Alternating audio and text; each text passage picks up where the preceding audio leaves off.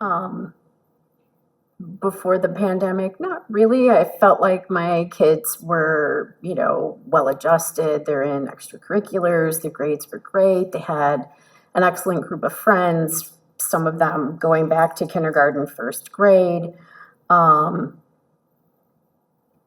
then, things kind of changed with the pandemic.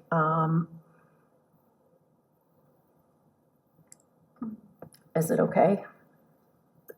Peyton came to me early in the school year and expressed that he was having You difficulty. had a little trouble listening to that.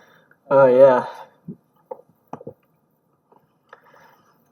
Well, I guess if I were to speak to it, like, my mom was saying, like, we just met these people 30 minutes ago, and I don't know, it's just hard, like, Payne, you got your whole life ahead of you, man, like, you're on a great team, it sounds like you're a bright young man, great athlete, like, you're loved, man, people are here for you. And I'm glad that you have such a tremendous mom who's willing to help you out with this, because not all kids and not all moms know how to go about this. And that's really what's heartbreaking and devastating about it. But I'm just glad that things are doing better now. It's hard stuff. Yeah. It's hard stuff. Let's take a breath. Jim McDougall has dedicated his life to helping children, first as a school psychologist and mental health coordinator in Syracuse. And for years, he says, we've done it all wrong.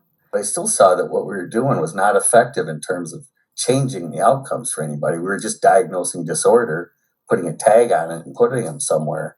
But it was the time he spent running a suicide prevention crisis counseling hotline that left an imprint on his heart.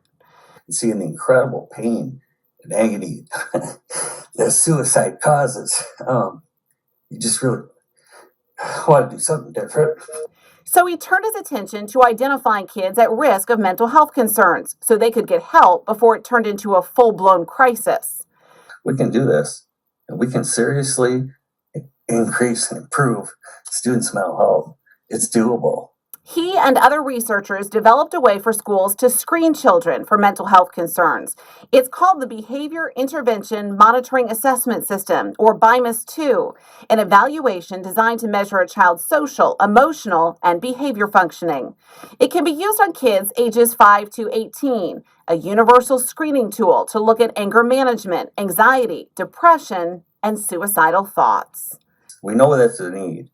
And so what we're trying to do is show folks how to meet that need and how to actually change student outcomes. The metric is currently used in about a dozen school districts across central New York, including Liverpool and Baldwinsville, and some 300 districts around the country, like Boston Public Schools. McDougall hopes it can be a useful tool to identify struggling students early on. I've seen so many of those experiences that for so long I've often thought were preventable. So I'm really excited that now folks are making real valiant efforts to do that work. Important.